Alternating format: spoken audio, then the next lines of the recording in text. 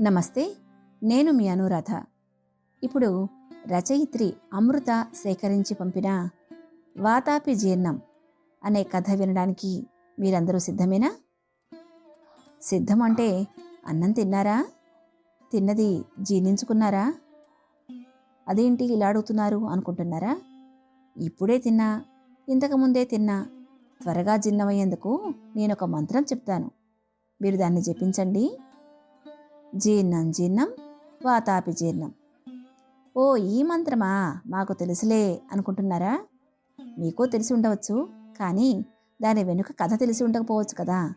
ఎందుకంటే ఇది వినాయకుడి వాతాపి గణపతిం భజేలో వాతాపి కథ కాదు కాబట్టి. ఈ మంత్రం వాతాపి అనే ఓ రాక్షసుడి కథ నుంచి వచ్చింది. ఇది మహాభారతంలో చెప్పబడిన కథ.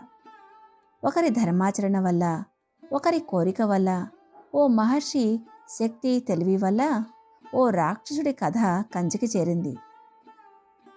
ఆ కథ విశేషాలు తెలుసుకునే ముందు మీరు తిన్నది జీర్ణించుకున్నారని ఆశిస్తూ ఇక నిద్రకు సిద్ధమమ్మని చెప్దాం. ముందుగా మీరు సౌకర్యవంతమైన స్థితిలోకి వెళ్దాం. మీరు ఇష్టమైన రీతిలో పడుకుని అన్ని లైట్లను ఆఫ్ చేసి మీ కళ్ళు మూసుకోండి. నెమ్మదిగా గాలి పీలుస్తూ పూర్తిగా లోతైన శ్వాస తీసుకుని వదలండి. ఈ ప్రపంచాన్ని, ఇవాల్టి జ్ఞాపకాలను మెల్లగా పక్కకు నెట్టి నిద్రలోకి క్రమంగా జారుకునే సమయం ఇది. మరోసారి నెమ్మదిగా గాలి పీలుస్తూ లోతైన శ్వాస తీసుకుని మీ శరీరంలోని ఒత్తిడిని బయటకు వదిలివేయండి. ఇప్పుడు చేయాల్సిందల్లా విశ్రాంతి తీసుకోవడం, సేద తీరడం, మునుపటి స్థితికి రావటం. మీరిప్పుడు మంచం మీదున్నారు. రోజువారీ అలసట నుంచి మీ శరీరం విశ్రాంతి తీసుకుంటున్నట్లుగా మీకు అనిపిస్తుంది. కాళ్ళ నుంచి మొదలుపెట్టి మీ అవయవాల్లోని ఒత్తిడిని ఒక్కొక్కటిగా బయటకు పంపించేయండి. మీకోసం అవన్నీ రోజంతా చాలా కష్టపడ్డాయి కాబట్టి వాటికి విశ్రాంతి తీసుకునే అర్హత ఉంది. ముందుగా మీ పాదాల్లో మొదలైన విశ్రాంత అనుభూతి క్రమంగా మీ మోకాలి క్రింది భాగానికి చేరుతుంది. అక్కడి నుంచి మోకాళ్ళలోకి ప్రవేశిస్తుంది.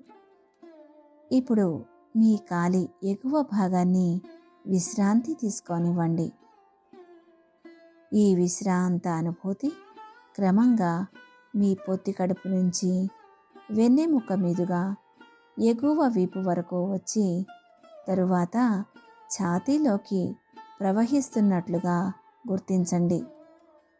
అక్కడి నుంచి మీ భుజాల్లోకి, తరువాత చేతుల్లోకి, చివరిగా వేలి కొనల వరకు వెళ్తున్నట్లుగా అనుభూతి చెందండి. ఆపై మీ మెడ, తల, ముఖం వరకు ఆ అనుభూతి ప్రవహిస్తుంది. ఇప్పుడు మీ శరీరం మొత్తం ప్రశాంతంగా, రిలాక్స్డ్గా నిద్రకు సిద్ధంగా ఉంది. త్వరలో మీరు చక్కని నిద్రలోకి జారుకుంటారు. డ్రీమ్ ల్యాండ్లో ప్రశాంతంగా ప్రయాణిస్తారు. ఈ ప్రయాణం ఉదయం వరకు కొనసాగుతూ ఉంటుంది. సరే, ఇప్పుడు కథలోకి వెళ్దామా? అనగనగా హిరణ్యకశ్యపుడు అనే రాక్షసుడు, అతని భార్య లీలావతి, వీరిద్దరికీ కొడుకు ప్రహ్లాదుడు. ఈ ప్రహ్లాదుడు పరమ విష్ణు భక్తుడు. ఈ భక్తుడిని రాక్షసుడైన తండ్రి నుంచి రక్షించడానికి విష్ణువు నరసింహావతారం ఎత్తాడు. ఇది మనందరికీ తెలిసిందే కదా. అయితే హిరణ్యకశ్యపుని మరో భార్య జంభాసురుడి కుమార్తె దత్త. ఇది మనకి సినిమాల్లో చూపించలేదు కాబట్టి మనకి తెలియదనుకోండి. ఈవిడకు ఆహ్లాదుడు, సంహ్లాదుడు, హ్లాదుడు అనే ముగ్గురు కొడుకులు జన్మించారు. అంటే వీరు ప్రహ్లాదుడి సోదరులన్నమాట. ఈ ముగ్గురు పెద్దయ్యారు. వీరిలో హ్లాదుని భార్య పేరు దమని. వీరికి వాతాపి, ఇల్వలుడు అనే ఇద్దరు రాక్షసులు పుట్టారు. రాక్షసాంశతో పుట్టడం వల్ల పలు మాయా విద్యలతో పాటు కామరూప విద్య తెలిసి ఉండడంతో పలు జంతు రూపాల్లో అడవుల్లో సంచరిస్తూ ఉండేవారు. ఈ వాతాపి, ఇల్వలుడు అనే పేర్లున్న అన్నదమ్ములు. ఈ విచిత్రమైన రాక్షసుల పేర్లకి అర్థాలు కూడా విచిత్రంగానే ఉంటాయి. ఇల్వల అంటే తప్పుడు ఆలోచనలు చేసే మనసు అని అర్థం. వాతాపి అంటే మరణం అని, ప్రాణులను హరించేవాడు అని అర్థం ఉంది. మరి వాతాపి గణపతిం భజే అని ఎందుకు వచ్చి ఉండవచ్చో కూడా చెప్పుకుందాం. గణపతి సమస్త ఆత్మలు సేవించుకునే దైవంగా, అన్ని గణాలకి అధిపతిగా కీర్తించారు ముత్తుస్వామి దీక్షితుల వారు. తనను నమ్మి సేవించేవారి మృత్యువును కూడా ఆయన కాపాడుతాడు అని. పైగా ముత్తుస్వామి దీక్షితుల వారు కన్నడవారు కాబట్టి కర్ణాటకలో బాదామికి పూర్వం వాతాపి అన్న పేరుతో పిలిచేవారు కాబట్టి ఆ గణపతిని వాతాపి గణపతి అని కొలుచుకునేవారు. సరే, మన వాతాపి రాక్షసుడి కథలోకి వద్దాం. రాక్షసులు కదండి, అలాంటి నీచ అర్థం ఉన్న పేర్లే ఉంటాయి. వాతాపికి కామరూప విద్య అంటే సులభంగా తను కోరుకున్న జీవి రూపంలోకి మారే విద్య అన్నమాట. ఇది బాగా తెలుసు. ఇల్వలుడికేమో చనిపోయిన వారిని బ్రతికించే సంజీవని విద్య తెలుసు. వీరిద్దరూ విచిత్రమైన రూపంలో అడవిలో మనుషులు సంచరిస్తూ ఉంటే వారిని చంపి తినేవారు. వేటాడి చంపడం ఒక రకం అయితే, కానీ వీరు మోసం చేసి మాయ చేసి మరీ తినేవారు. అదెలా అంటే, అడవిలో సంచరించే వారిని ఇల్వలుడు ఓ రాజు వేషంలో కనిపించి ఆతిథ్యం స్వీకరించమని ఆహ్వానించేవాడు. అతిథి వచ్చే సమయానికి వాతాపి మేకలాగా తిరుగుతూ కనిపించేవాడు. అతిథిని చూసి ఇల్వలుడు, స్వామి మీరు ఎక్కడి నుంచి వచ్చారో, ఎంత ప్రయాణం చేయాలో ఆ మేకని సంహరిస్తాను, మేక మాంసం స్వీకరించండి అని మేకను చంపి తెచ్చేవాడు ఇల్వలుడు. అతిథి పుష్టిగా కడుపు నిండా తిన్నాక వాతాపి బయటకురా అని ఇల్వలుడు కేక వేసేవాడు. అతిథి కడుపు చీల్చుకుని బయటికి వచ్చేవాడు వాతాపి. ఇకేముంది, అన్నదమ్ములు వారి స్వరూపాలు అయిన రాక్షస రూపాల్లోకి వచ్చి పేగులు తెగపడి ఉన్న అతిథిని అన్నదమ్ములు ఇద్దరూ ఆనందంగా భుజించేవారు. ఇదే వీరి దినచర్య. అడవిలో మనిషి తిరిగితే చాలు నరమాంసం సేవించేందుకు మాయ చేసి ఆతిథ్యం అనే మాయ ముసుగులో మంచితనం నటించి బలిచ్చే ముందు పొట్టేళ్లు సిద్ధం చేసినట్లు అతిథి మర్యాదలు చేసి మరీ చంపి తినటం వీరికో విచిత్ర అలవాటైపోయింది. కీడు తలపెట్టినా ఎవరికైనా శిక్ష తప్పదు కదా. మరి ఈ రాక్షసుల పతనం ఎవరి చేతిలో ఉందో తెలుసుకుందామా? అగస్త్యుడు అనే బ్రహ్మచారి బ్రాహ్మణుడు ఉండేవారు. అదేనండి, భద్రాచలం చరిత్ర కథలో అడవులకి వచ్చిన సీతారాములకు పంచవటిలో ఉండమని చెప్పిన ఆ అగస్త్య మహర్షే ఈయన. అయితే ఇది త్రేతాయుగం కన్నా ముందు జరిగిన కథ కాబట్టి అప్పటికి ఆయనకి వివాహం కాలేదు. అసలు ఈ అగస్త్యుడు ఆవిర్భావమే పురాణాల్లో ఓ విశేషం. మిగిలిన ఋషుల్లాగా అగస్త్యుడు తల్లిదండ్రులకి పుట్టలేదు. వరుణుడు, మిత్రుడు యజ్ఞం చేస్తుండగా ఊర్వశి ప్రత్యక్షమవుతుంది. ఆమెను చూసి మోహం పొందిన వారిద్దరి వీర్యాలు అక్కడే ఉన్న ఓ కుండలో పడ్డాయి. ఆ కుండ గర్భస్థానం అయ్యి అదే కుండలోనే అగస్త్యుడు తన కవల అయిన వశిష్ఠునితో కలిసి పుట్టాడు. అలా అగస్త్యునికి కుంభయోని అని మరో పేరు వచ్చింది. అగస్త్యుడు తీవ్ర నిష్ఠతో తపస్సు చేస్తూ సర్వ ప్రజాకోటిని దయాహృదయంతో చూసేవాడు. ఆయన తపోదీక్షకు మహామహులందరూ ఆశ్చర్యాన్ని, ఆనందాన్ని వ్యక్తపరిచేవారు. అంతటి దీక్షానిష్ట కలవాడు అగస్త్యుడు.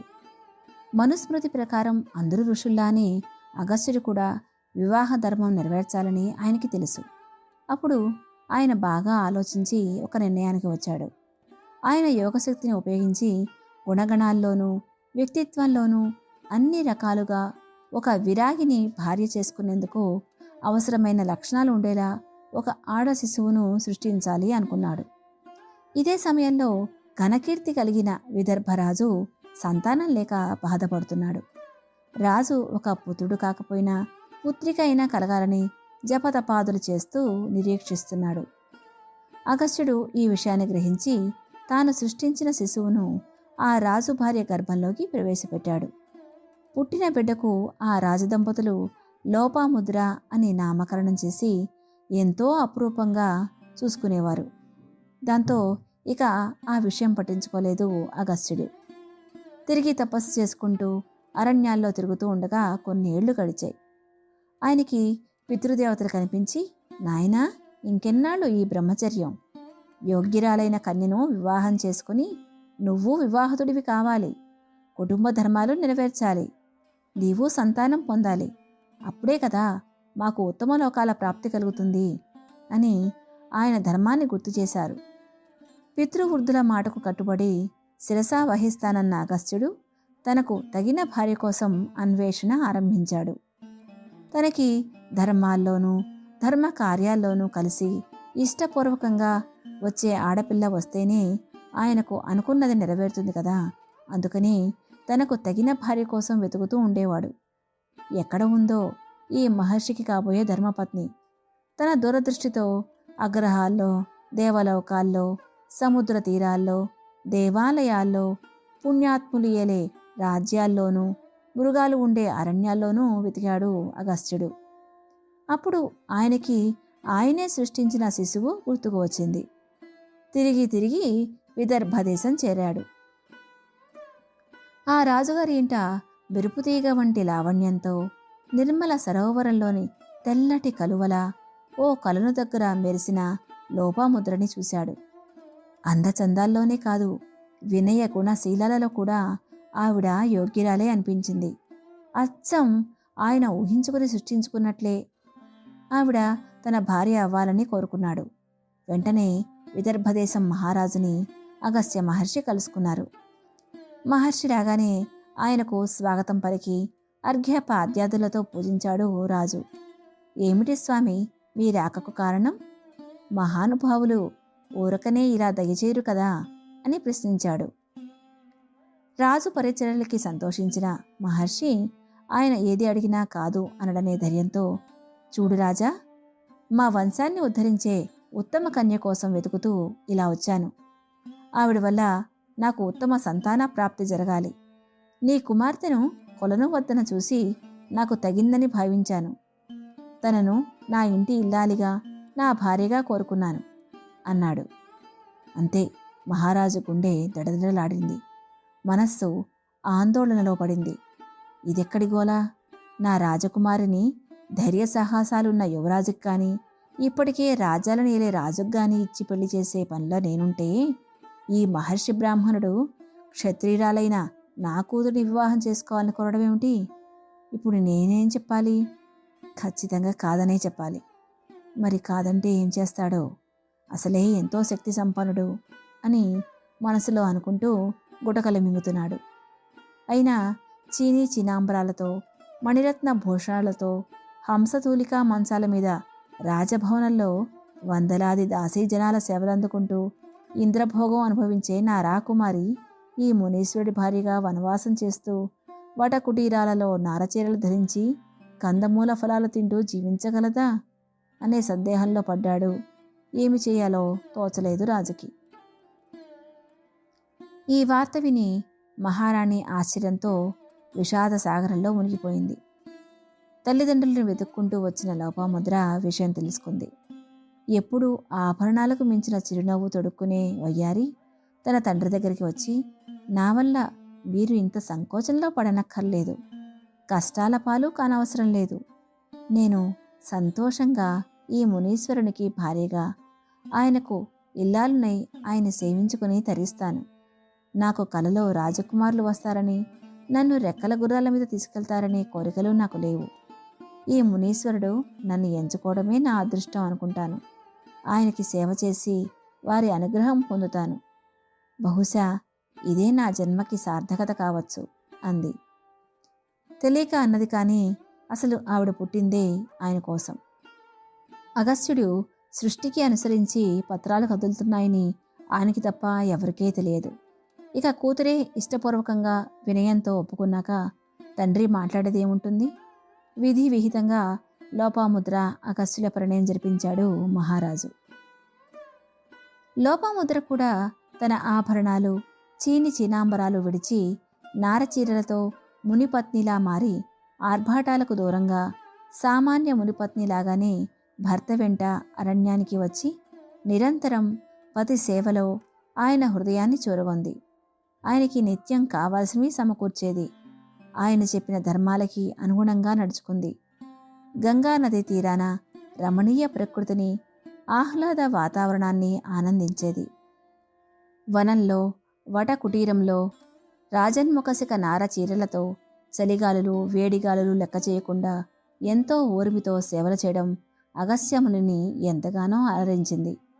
ఆయన తీసుకున్న నిర్ణయం సరైందేనని, తాను ఎంచుకున్న పత్ని తనకు తగినదే అని మురిసిపోయేవాడు. ఆయన తన ఋషి ధర్మాన్ని విడవకుండా వేద విహిత కర్మలే కొనసాగిస్తూ ఉండేవాడు. ప్రశాంతంగా నిద్రపోయేందుకు నీంద్ యాప్లోకి అడుగుపెట్టండి. ఈ క్షణమే నీంద్ యాప్ను డౌన్లోడ్ చేసుకోండి.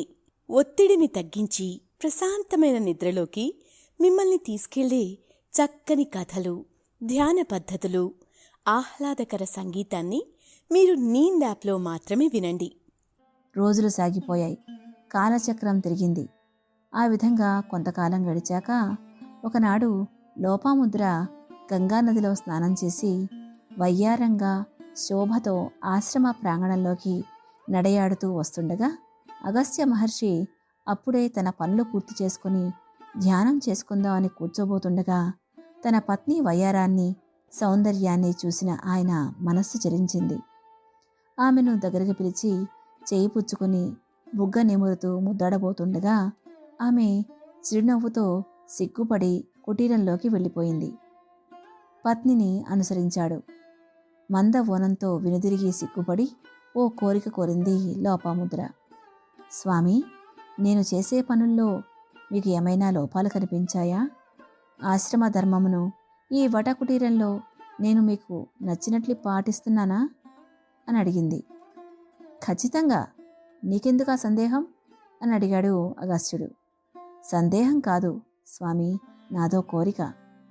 దర్భశయ్యల మీద జీవితం గడుపుతున్నాం కదా, నేను ఏనాడు మొరపెట్టుకోలేదు కదా.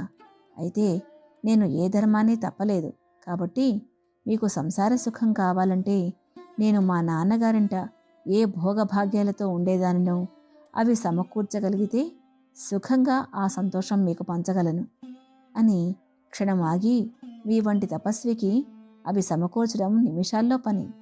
నా ఋతుకాలం పూర్తి కాకుండా అవి సమకూర్చండి అని కోరింది.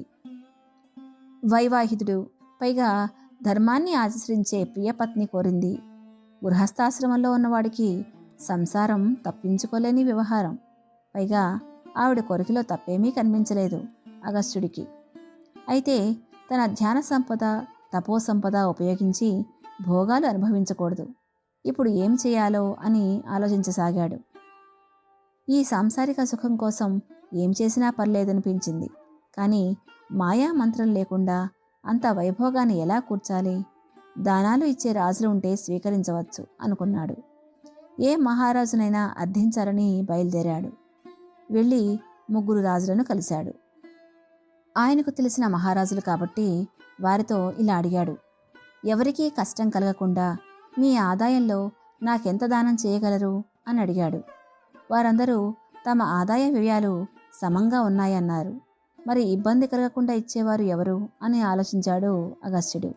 అయితే అగస్త్యుడు వారికి కావలసిన వాడు అనుకుని ఆ మహారాజులు ఓ సూచన ఇచ్చారు. స్వామి, ఇల్వలుడని ఓ దానవరాజు ఉన్నాడట. ఎవరు ఎంత అడిగినా కాదనకుండా దానాలు చేస్తాడని, ఆతిథ్యం ఇవ్వడంలో ఆయనకు ఆయనే సాటని, ఆ రాజు దగ్గరలేనిదే లేదని మా వినికిడిలోకి వచ్చింది అని చెప్తూ ఏదో చెప్పబోతూ సంకోచించి ఆగిపోయారు. ఏమిటి నాయనలారా, ఇంకా ఏమైనా చెప్పాల్సి ఉందా?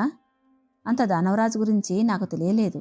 లేకపోతే ఆయన దగ్గరికే వెళ్ళేవాడిని, మిమ్మల్ని ఇబ్బంది పెట్టకుండా అన్నాడు అగస్త్యుడు. అదే, ఆ విషయమే స్వామి. ఆయన దానంలో పేరు మోసిన రాక్షసరాజు. ఆయన దానగుణం వర్ణించలేంది అంటున్నారు. కానీ ఆయన దగ్గరికి వెళ్ళిన వారెవరూ తిరిగి రావట్లేదని కూడా చెప్పుకుంటున్నారు.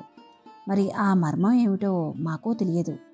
ఎంతైనా రాక్షసుడు కాబట్టి రాక్షసమాయ చేస్తున్నాడేమో అని అతని దగ్గరికి వెళ్లేందుకు ధైర్యం సరిపోలేదు మాకు. అయితే మీరు జ్ఞాన సంపన్నులు, శక్తియుక్తి ఉన్న మహర్షులు కాబట్టి మీకు ఆ మర్మం ఛేదించడం అసాధ్యం కాకపోవచ్చు అనేసరికి వారి సూచనానుసారం ఇల్వలుడు అనే దానవరాజు దగ్గరికి ఈ రాజులను వెంటబెట్టుకుని బయలుదేరాడు అగస్త్యుడు. ఈ ఇల్వలుడు వాతాపి సోదరుడు అనుకున్నాం కదా. వారిద్దరూ ఒక అరణ్యంలో ఉంటూ ఆ దారిని వచ్చే వారిని భోజనానికి పిలుస్తారు. వారు రాగానే వాతాపి మేకలా మారిపోతాడు. ఆ మేకను చంపి వండి పెడతాడు. ఇల్వలుడు మేక మాంసాన్ని అతిథులకు వడ్డించి వాతాపిని పిలవగానే వాడు పొట్ట చీల్చుకుని బయటపడగానే అన్నదమ్ములిద్దరూ ఆ అతిథిని వండుకు తింటారు. అది వారి జీవన విధానం అని కథ మొదల్లో చెప్పుకున్నాం కదా. ఆ ఇల్వలుడు ఏ అరణ్యంలో ఉంటున్నాడో తెలుసుకుని అగస్త్యుడు తనతో రాజులను వెంటబెట్టుకుని బయలుదేరాడు. ఈ నలుగురిని చూసి చూడగానే నరుల వాసనతో స్వయంగా తానే ఎదురువచ్చి ఇల్వలుడు వినయంగా వారికి స్వాగతం పలికి ఆశ్రమానికి తీసుకెళ్లాడు. అగస్త్యుడు అతని దానశీలతను తెలుసుకుని వచ్చినట్లు చెప్పబోతుండగా, ఆర్య, మీరు ఎక్కడి నుంచి వచ్చారో, ఎంత ప్రయాణం చేయాలో, ఆ మేకని సంహరిస్తాను, మేక మాంసం స్వీకరించండి అంటూ వారి ఎదురుగానే మేకను చూసి దాన్ని వేటాడి వండిపెట్టాడు. ఆ ముగ్గురు రాజులు భయంతో తినాలో వద్దో తెలియక మహర్షి వైపు చూశారు. ఆయన వారికి అభయమిచ్చి, దానరాజా, నేను నిజంగానే చాలా ఆకలి మీదున్నాను. వండిందంతా ముందు నాకు వడ్డించు. నా ఆకలి తీరాక మిగిలితే ఈ ముగ్గురికి వడ్డించే విషయం చూద్దాం అన్నాడు. ఎంత తెలివైన పథకంతో ఆ అన్నదమ్ములు ప్రణాళికలు సిద్ధం చేసుకున్నారో కానీ ఇప్పుడు నీ ఒక్కడికి పెట్టలేను అన్నాడు. లేదు, అంతా ఒకేసారి తినాల్సిందే అంటూ పట్టుబట్టాడు. ఇరుక్కుపోయాడు ఇల్వలుడు. అగస్త్యుడు బ్రాహ్మణుడు కదా, అంత మేకమాంసం సేవిస్తున్నప్పుడైనా అనుమానం రాలేదు ఇల్వలుడికి. మహర్షి సుష్టుగా తిన్నాక ఇల్వలుడు, సోదరా వాతాపి బయటకురా అని అరిచాడు. ఆ అరుపుకి వాతాపి రాలేదు. మళ్ళీ మళ్ళీ కేక వేస్తున్న ఇల్వలుడితో అగస్త్యుడు, ఇంకా ఎక్కడ వాతాపి, వాడింక తిరిగి రాడు, ఎప్పుడో జీర్ణమైపోయాడు అని గట్టిగా నవ్వాడు. ఏంటి నాటకాలాడుతున్నావా? నా తమ్ముడికి కామరూపంలో ఏ జీవిలానైనా మారగలిగే శక్తి ఉంది, నువ్వెలా మింగగలవు అని ప్రశ్నించాడు ఇల్వలుడు. నా దగ్గర దానికి మించిన శక్తి మంత్రం ఉంది. జీర్ణం జీర్ణం వాతాపి జీర్ణం అని మనసులో తలుచుకున్నానో లేదో, భలే జీర్ణమైపోయాడు నీ సోదరుడు. నీకు అనుమానంగా ఉంటే నిన్ను నువ్వు అర్పించుకో, నిన్ను కూడా అలాగే హరాయించుకోగలను. నా జీర్ణమంత్రం అంత శక్తివంతమైంది అన్నాడు అగస్త్యుడు. ఇల్వలుడు తన తమ్ముడు తిరిగిరాడు అనే విషయాన్ని జీర్ణించుకోలేకపోయాడు. తానిక ఒంటరివాడినని, ఇక అతని మాయమోసాలు చెల్లవని అర్థమైపోయింది. మంచితనం అనే ముసుగులో ఎందరి నరులను పొట్టన పెట్టుకున్నాడో. ఇప్పుడు మొదటిసారి భయపడి, స్వామి నన్ను వదిలిపెట్టండి, ఇంకెప్పుడు ఈ అడవుల్లో తిరగను, నన్ను క్షమించండి, మీకు నా సర్వసంపదలు ఇస్తాను, రత్నాలు మణిమాణిక్యాలు అర్పిస్తాను, అవి తీసుకొని నా పాపాలను తీసేయండి అని తన వద్దనున్న మజిద రత్న సువర్ణరాశులు రథంలో ఉంచి అగస్త్యుడికి అర్పించాడు. దయాహృదయంతో అగస్త్యుడు అతను అర్పించినవి స్వీకరించి అతని రథంలో తనతో వచ్చిన ముగ్గురు రాజులను వెంటబెట్టుకుని బయలుదేరాడు. కానీ రాక్షస బుద్ధి అంత వెంటనే మారిపోతుందా? అంత త్వరగా మార్పు తెచ్చేసుకుని ఉత్తములైపోతారా? పుట్టినప్పటి లక్షణాలు అప్పుడే పోతాయా? అగస్త్యుడిని దొంగచాటుగా దెబ్బతీయడానికి ఆయన రథం ఎక్కబోతుండగా వెనక నుంచి వచ్చి దాడి చేశాడు ఇల్వలుడు. ఆయన కదలబోతుండగా ఆయనను సంహరించబోగా మహర్షి వెనుతిరిగి అతన్ని హతమార్చాడు. క్షణాల్లో మాయా రాక్షసుడు ఇల్వలుని దేహం గుప్పెడు బూడిదైపోయింది. అగస్త్య మహర్షి ఆ సంపదతో ఆశ్రమానికి వచ్చి, ధర్మచారిణి, లోకల్లో అందరిలా ఉండే సాధారణ కుమారులు ఓ 100 మంది కావాలా? గుణశీలవంతుడైన కుమారుడు ఒక్కడు కావాలా అని అడిగాడు. ఆవిడ గుణవంతుడైన కుమారుడు ఒక్కడు చాలు అని చెప్పింది. అనంతరం ఆ దంపతులకి దృఢధన్యుడు అనే మహాతపస్వి జన్మించాడు. అదండి జీర్ణం జీర్ణం వాతాపి జీర్ణం అనే మంత్రం నానుడి ఈ కథ వల్లే పుట్టింది. ఇది భోజనానంతరం ఉచ్చరిస్తే తిన్నది బాగా జీర్ణమవుతుందని పెద్దలంటారు. ఎందుకంటే అగస్త్య మహర్షి నోటి నుంచి వచ్చిన మాట కదా, అందుకనే. అగస్త్య మహర్షి నేటికి జీవించే ఉన్నట్టుగా చెప్తారు. అగస్త్యుడు నర్మదా నది ఒడ్డున ఉన్న గరుడేశ్వరం అనే ప్రదేశం వద్ద తపస్సు ఆచరించినట్లుగా చెప్తారు. భారతీయ సాంప్రదాయం ప్రకారం అగస్త్యుడు చాలా భారతీయ భాషల్లో గొప్ప పండితుడు. ఋగ్వేదంలో 1.165 శ్లోకం నుంచి 1.191 శ్లోకం వరకు అగస్త్య మహర్షి, అతని భార్య లోపాముద్రలు రాసినవేనని పురాణ కథనం. ఋగ్వేదమే కాకుండా ఇతర వైదిక సాహిత్యం కూడా ఆ దంపతులు రాశారు. అగస్త్యుడు ఎన్నో ఇతిహాసాలు పురాణాల్లో కనిపిస్తారు. ముఖ్యంగా రామాయణ మహాభారతాల్లో ఆయన ప్రస్తావన ఉంది. అగస్త్యుడు సప్త ఋషులలో ఒకడని శ్రీ లలితా సహస్రనామ స్తోత్రంలోనూ, అష్టోత్తర శతనామాల్లోనూ, శ్రీదేవి ఖడ్గమాల స్తోత్రంలోనూ వీరిద్దరి నామాలు ఉన్నాయి. ఈ దంపతులు పర్వతాల అహాన్ని కూడా దించిన ఒక సందర్భం ఉంది. అదేంటంటే, మేరు పర్వతం అన్నిటికన్నా ఎత్తైన పర్వతం. హనుమంతుడి కథ చెప్పుకున్నప్పుడు ఆయన ఇక్కడ తపస్సు చేసుకుంటాడని చెప్పుకున్నాం కదా. దాని ఎత్తును చూసి భరించలేక ఈర్ష్యతో వింధ్య పర్వతం కూడా దానికంటే ఎత్తుగా ఎదిగి సూర్యుని గమనాన్నే కూడా అడ్డగించింది. దీంతో రాత్రింబవళ్ళు సక్రమంగా లేక వేద విధులకు ఆటంకం కలిగేది. అప్పుడు దేవతలందరూ కలిసి అగస్త్యముని ఏదో ఒకటి చేయమని ప్రార్థించారు. వారి ప్రార్థనను మన్నించిన అగస్త్యుడు తన భార్యతో కలిసి ఆ పర్వతం వద్దకు వచ్చి, మేము దక్షిణ దిశగా వెళ్తున్నాం, అంత పెద్దగా ఉన్న పర్వతాన్ని ఎక్కి దిగలేం, నీ ఎత్తును తగ్గించుకుంటే మాకు అనుకూలంగా ఉంటుంది అని అడిగాడు. మహర్షులంతే భక్తి ప్రపత్తులు గల వింధ్యుడు తక్షణమే తన ఎత్తుని ఉపసంహరించుకుని వెంటనే ఆ దంపతులు నడిచి వెళ్ళడానికి వీలుగా దారి ఇచ్చాడు. తర్వాత అగస్త్యుడు తాము మరలా తిరిగి ఉత్తర దిశగా తిరిగి వస్తామని, అప్పటిదాకా అలాగే ఉండమని చెప్పాడు. కానీ మళ్ళీ తిరిగి వెళ్ళనే లేదు. అప్పటి నుంచి ఇప్పటిదాకా ఆ పర్వతం అలాగే ఉండి తన అహం పక్కన పెట్టి అగస్త్యుడి రాక కోసం చూస్తోంది. శివుడి కోసం సతి అనే కథలో చెప్పుకున్నట్లు శివపార్వతుల కళ్యాణానికి ఋషులందరూ హిమాలయాలకు వచ్చినప్పుడు వారి శక్తికి ఉత్తరాన భూమి కుంగిపోవడం చూసి శివుడు అందరి శక్తికి ఇంచుమించు సమానమైన అగస్త్య మహర్షిని దక్షిణ దిక్కున ఉండమని ఆదేశమిచ్చాడు. అప్పుడు ఆయన శివకళ్యాణం చూడలేకపోతున్నందుకు చింతించుచుండగా వారికి అక్కడి నుండి కూడా ప్రత్యక్షంగా చూసే వరాన్ని ప్రసాదించాడు శివుడు. అప్పటినుండి అగస్త్యుడు దక్షిణాన ఉన్నాడు. ఇక తమిళులైతే వారి ప్రాచీన తమిళ భాషని ఈయనే పరిచయం చేశాడని కొలుస్తారు. మనం భద్రాచలం స్థల పురాణంలో కూడా కృతయుగంలో సీతారాములని అడవుల్లో ఆదరించింది ఈయనే అని వేరే కథలో కూడా విన్నాం కదా.